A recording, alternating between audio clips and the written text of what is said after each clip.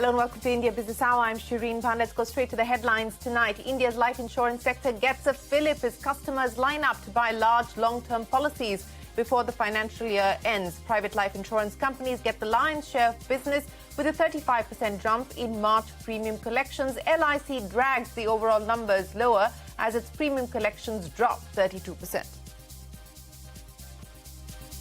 IT major HCL Tech's fourth quarter numbers are largely in line with estimates. Net profit slips lower than expected 2.8% and constant currency revenues drop a little over 1%. The company gives out a better than expected revenue growth guidance for FY24, says its deal pipeline is near an all-time high. The RBI may have held rates at its last meeting, but the members of the Monetary Policy Committee are unanimous in raising concerns over rising prices. Say the war on inflation is far from over. The minutes of the April meeting show RBI Governor reiterates there is no pivot in the policy, only a pause.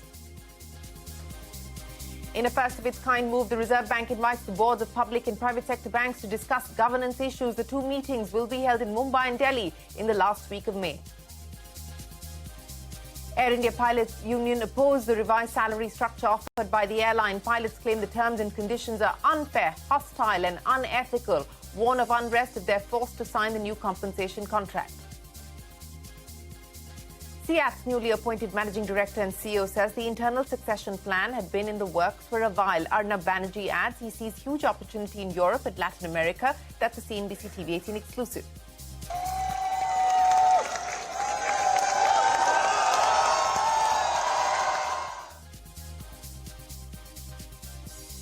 Apple inaugurates its second India store inside a Delhi mall. CEO Tim Cook welcomes hundreds of enthusiastic fans. CNBC-TV18 learns the tech giant to sort a continuation of policy, continued support for component ecosystem from the government. Day 3 of the same-sex marriage plea hearing in the Supreme Court. The centre raises apprehensions on the impact parents from the LGBTQ community could have on their children. The Chief Justice asks whether children of heterosexual couples are not at risk when they see parents engaging in domestic violence. Petitioners argue that centre's assertion that homosexuality is an urban elitist concept is incorrect and insensitive.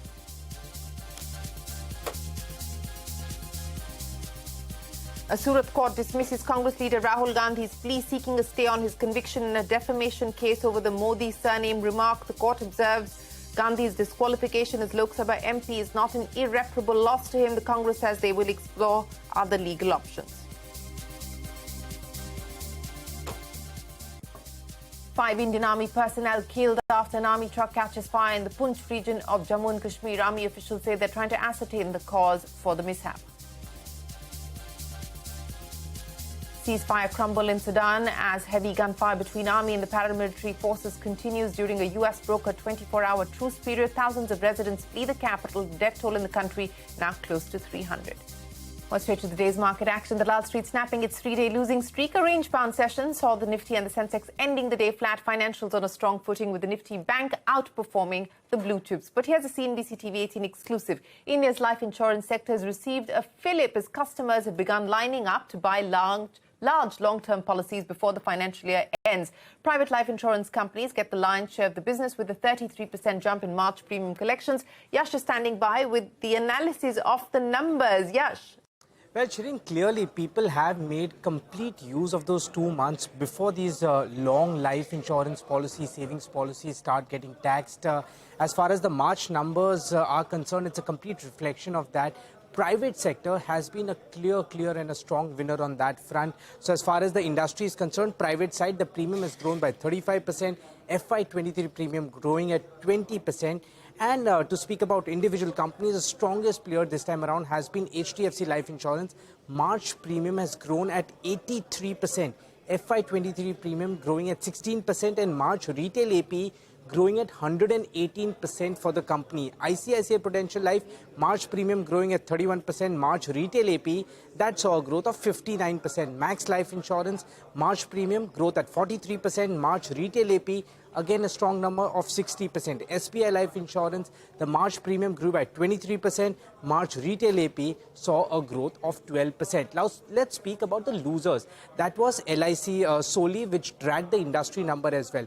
March premium for LIC was down 32%, and the retail AP for the month was up just by about 10%. What that did was that dragged the life insurance industry numbers down as well. So the March premium for the entire industry was down 13% on a year-on-year basis, and FY23 premium just grew by about 18%. All right, Yash, many thanks for joining us. From insurance to the big earnings today, HCL Tech Q4 earnings largely in line with estimates. Net profit comes in meeting street estimates, while margins have seen a marginal miss. The company has given out a revenue guidance of 16 to 18% for FY24. Rima joins us now. Rima, as far as HCL Tech is concerned, no negative surprise, unlike what we saw with TCS and Infosys. Thanks so much for that. So it's a largely inline set of HCL technology, but in such a macro environment, uncertain environment, no negative news is actually good news and is a positive surprise. So HCL Tech's top line has fallen by 1.2% in constant currency terms quarter on quarter, in line with expectations. EBIT margins are down 140 basis points to 18.2%, slightly worse than what the street was anticipating. But the other metrics in Q4 are looking up. Deal wins are at more than $2 billion. The company continues to add to its headcount. Attrition has moderated on a sequential basis, stands at 19.5%, and the deal pipeline is at the highest ever level. For FY24, the company has guided for a 6 to 8% top-line revenue growth. This is at the upper end of street expectations. The street expectations varied from 4% at the lower end to 8% at the upper end. So the FY24 guidance is not so bad. Margin guidance is at 18 to 19%, largely in line with street expectations, and it compares with an 18.2% margins that the company delivered in FY23. Our ramp-ups have happened on time, and we've transitioned some large clients. We've also had some good programs in our financial services clients around cloud adoption and modernization. If I just break financial services into banking, capital markets, and insurance, I think both capital markets and insurance is where we had the maximum growth. Telecom, as I called out even last quarter, we see cut in discretionary spend to be a little sharp. That's why you'll see a 5% plus decline. We're cautiously optimistic of what would further span out in these two segments. Well, that's HCL Tech, as Rima was pointing out, no negative surprise. RBI may have held rates at its last meeting, with the members of the Monetary Policy Committee are unanimous in raising concerns over rising prices. External members of the RBI MPC say the war on inflation is far from over. Listen in. Until we are sure that we are moving towards the target in a sustainable manner, we cannot assure that there will be no further rise in repo rates. It will be data-based. That is why we don't say it is a pause, and that is why we have supported the stance this time of withdrawal of accommodation. But understanding that is that we may not have reached our final repo rate hike. My disagreement is essentially about the word withdrawing. When all the accommodation has already been withdrawn, and you have gone back to where the easing cycle started in 2019, you can't use the word withdrawal. If you want to say that, you must say that you're going to tighten. You can't say you're going to withdraw accommodation. All the accommodation that has been done since 2019 has already been withdrawn. You're back to that level. The outlook for growth certainly, I guess, is it is faced with the external demand weakness, and I think as far as inflation is concerned, the projections are for an inflation rate below 6%.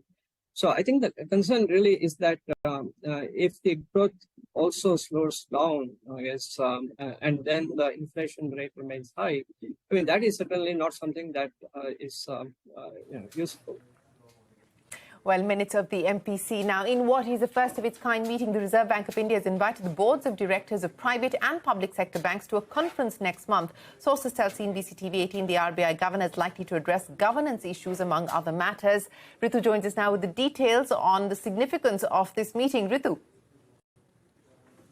Well, thanks for that. It's very rare that you see entire boards of banks gathered together under one roof, and rarer still to have the Reserve Bank of India governor address them all directly. And so it's a significant development because We've been given to understand from sources that the Reserve Bank has invited the boards of directors of both public and private sector banks for 2 in-person day-long meetings, which are scheduled to be held first on the 22nd of May in New Delhi with select banks, and then on the 29th May in Mumbai with the other banks. Now, the agenda, which we've reviewed, says that during these meetings, the Reserve Bank of India Governor Shaktikanta Das is going to address the boards on matters relating to governance issues, ethics, the role of boards and assurance functionalities of banks, as well as set the supervisory expectations as far as RBI is concerned. Now, the top brass of RBI is expected to be present for these meetings. So apart from the RBI governor, deputy governors and senior officials from RBI's Department of Regulation and Supervision are also expected to participate. Now, this comes in the backdrop of instances of governance issues which have come to light in some banks in the past, and the finance minister has also been giving repeated calls for improving governance levels in boards, especially when it comes to public sector banks. So let's see how this first-of-a-kind meeting transpires. But the bankers that we've been speaking to have welcomed this sort of consultative approach which is being followed by Governor Shaktikanta Das. Ritu, many thanks for joining us. Now, Air India pilot unions have warned of unrest if they're forced to sign the revised salary structure. Pilots claim the new terms and conditions are, and I quote, unfair, hostile and unethical. The airline says there is no recognized union, adding that the terms are fair and on par with global standards. Madiha joins us now with more. Madiha, what exactly are the pilots unhappy about? Well, employee unrest may not augur well for Air India at a time when it is expanding its wings. The issue here is about revised employment contract that Air India sent to pilots and crew on the 17th of April.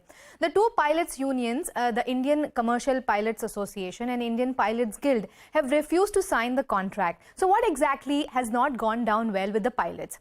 Sources say the revised contract allows the company to transfer pilots to any station or network. The company reserves the right to terminate pilots with immediate effect.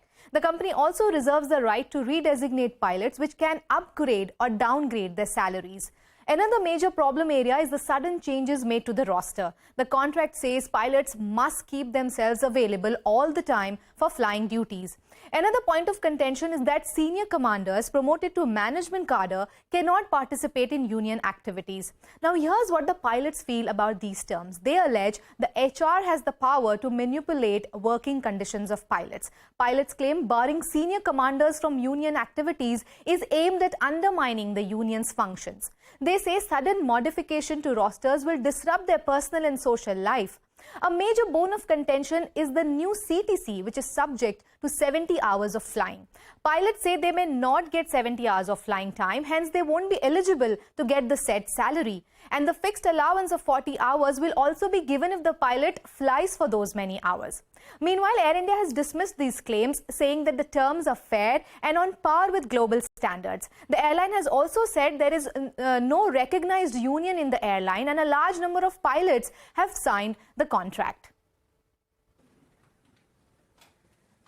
All right, Madhya, many thanks for joining us. We will head into a short break, but up next, day 3 of the same-sex marriage plea hearing. The centre raises apprehensions on the impact that parents from the LGBT community could have on their children. That and more when we return.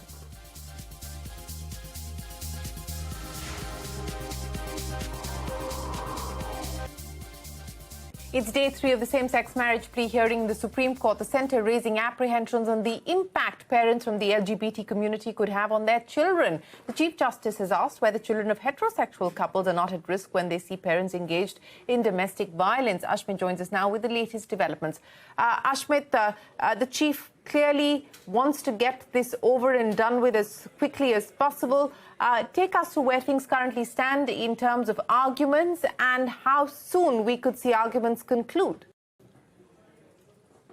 Well, as you pointed out, today was day 3 of the arguments that took place, the third consecutive day. The petitioners essentially have been arguing, and what's important is that they have been pressing that as far as the court's intervention is concerned, not only is it required, it is also in fact not opposed to any parliamentary or any legislative activities, that the court can in fact take the initiative, that it needn't wait for the parliament to act. What's also interesting is that one of the counsels appearing in this case argued that quite unlike what the centre has argued, that this is an urban elitist phenomena, the lawyer, in fact, pointed out before the top court that he's representing a couple which involves a partner from a small town in Haryana and a partner from a small town in Punjab, and arguing that it was insensitive of the centre to argue that this is an urban elitist concept. Further, the petitioners argue that while the centre bats on one hand by issuing an act for protection of transgenders, to argue that transgenders cannot marry and enjoy the same rights is purely discriminational and cannot be tenable under the constitutional framework. Keeping in mind these arguments, the CJI made some pointed observations. In fact, the observation was aimed at the centre's submission as to what impact an LGBT couple will have on their own children. Towards that end, the Chief Justice reasoned that the impact of a heterosexual couple engaging in domestic violence where a husband beats the wife over alcohol would be far more deleterious, would be far more dangerous. And in fact, in doing so, also took a dig at social media, saying that this comment will probably inspire sharp comments and trolls on social media, but that, the Chief Justice said, was the name of the game, and that questions that he's raising in court are getting answered by trolls on social media. Now, that marks the end of day 3. The arguments, we understand, will resume on Monday. That will mark day 4, and day 4 is when the petitioners are expected to conclude their arguments. Ash, many thanks for joining us. HDFC Bank has said that the RBI has approved the appointment of Kaizad Barucha as its Deputy Managing Director and Bhavesh Zaveri as the bank's Executive Director for a period of 3 years. Both Barucha and Zaveri have more than 3 decades of experience in the banking sector. Fortis Healthcare will acquire Meteor Hospitals in Gurugram for 225 crore rupees. The healthcare company has signed definitive agreements with the BPS Group for the acquisition. The transaction is expected to close by the end of July.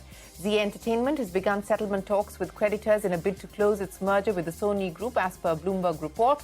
It says the company is in separate talks with IDBI Bank, Axis Bank and JC Flowers. Remember, the company owes a total of 2 billion rupees to these 3 creditors, which it must clear to complete the merger.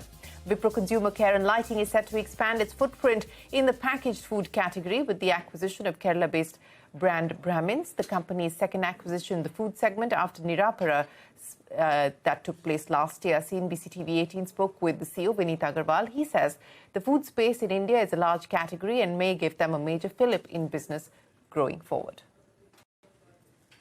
Great brands, great customer recall, very strong manufacturing processes, and that gave us confidence. Very good team, and that gave us confidence that yes, these are brands that we want to acquire. The foods is a much larger category per se in India, and that itself can give us a major growth fillip going forward. Hopefully, we should be launching snacks in the next, let's say, 6 to 9 months.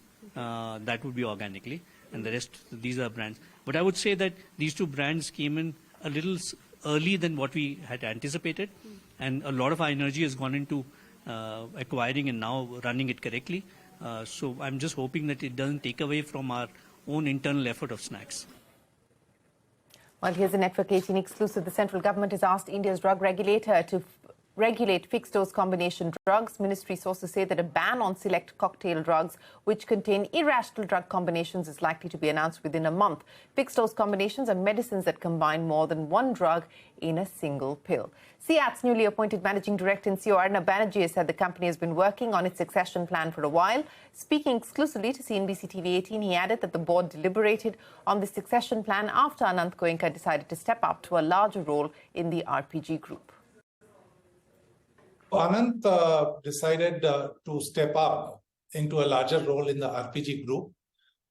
He is now looking after Zensar, CEAT, as well as group strategy and new businesses for these 2 companies as well as for the entire group. So when this transition was decided upon, the CEAT board deliberated upon a succession planning. This is not an all of a sudden decision. Well, from corporate news to the national headlines that we are tracking this evening, a Surat court has dismissed Congress leader Rahul Gandhi's plea seeking a stay on his conviction in a defamation case. The court observing that Gandhi's disqualification as Lok Sabha MP is not an irreparable loss to him. Meanwhile, the Congress says it will explore other legal options. India has reported more than 12,000 new COVID cases in the last 24 hours, and that's a rise of 2,000 cases as compared to the previous day. However, we've seen recoveries go up by 10,000 in the last 24 hours. As well, Maharashtra government has activated 25 hospitals dedicated to COVID-19. Heat wave continues to scorch several states within the country. A study conducted by researchers from Cambridge and other universities reveals that 90% of India could be impacted by the abnormal rise in temperature. The studies also highlighted that Delhi is particularly vulnerable. Apple CEO Tim Cook inaugurating the tech giant's second store in India, this time in the capital. Hundreds of enthusiastic fans lining up at Select City Mall in Saket. Cook was seen greeting with fans, clicking selfies. The Apple store in New Delhi, of course, is smaller than the Mumbai store, but is based on similar format. Ashmit Kumar and Shibani Gharat bring you a mood check.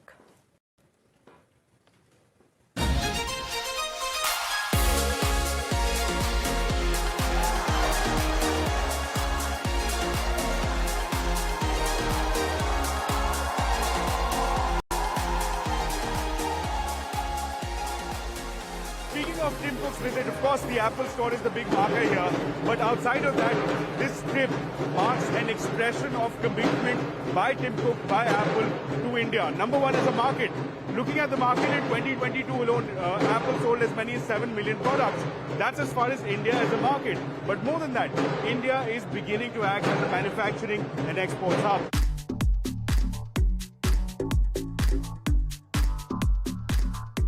Joining me now is a very special guest, likely to be one of the first few customers to in fact enter this Apple store right behind me.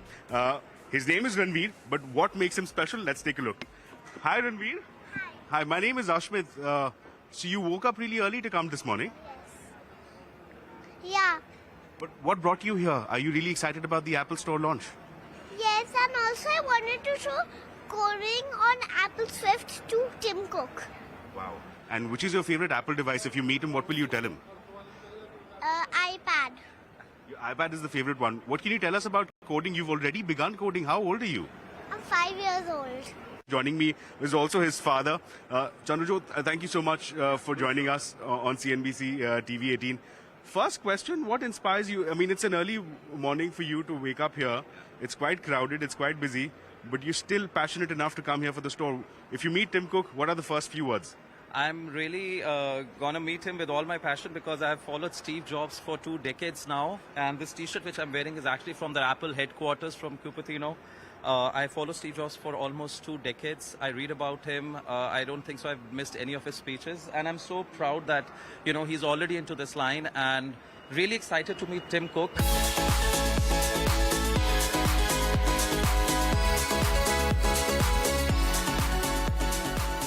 Shibani, you've had a hectic 4 days.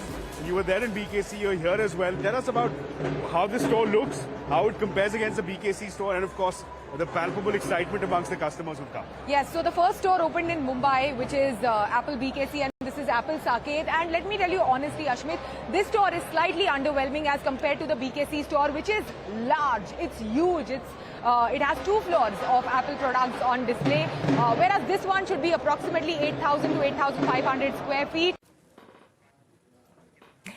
And that's it then on this edition of India Business Hour. But before we go, not good news. SpaceX Starship rocket has suffered a mid-flight failure after its historic launch. The Starship was designed to carry cargo and people into space and is critical to NASA's plan to return astronauts to the moon. The company said the spacecraft underwent rapid, unscheduled disassembly before stage separation.